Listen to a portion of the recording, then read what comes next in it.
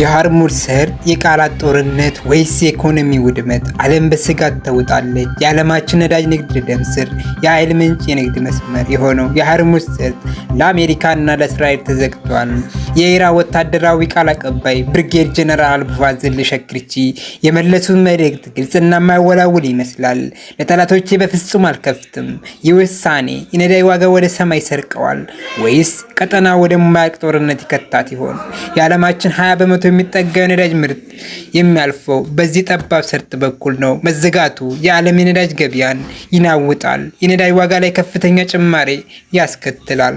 ማን ነው ትክክል? ኢራን ወይስ አሜሪካ? ኢራን ለጠላቶቼ በፍጹም አልከፍትም የሚለውን የኢራን አቋም ከጦርነት ማብቃት በኋላም ለረጅም ጊዜ ሊቀጥል እንደሚችል አመልካች ሆኗል።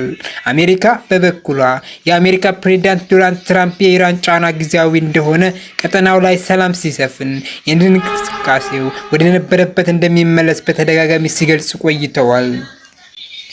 ባጭሩ ዋሽንግተን የሰርጡን መዘጋት ጊዜያዊ ነው ስትል፣ ቴህራን ግን ለረጅም ጊዜ ዝግ ሆኖ ይቆያል የምትል ተቃራኒ መልእክት አስተላለፍ ይሆናለች።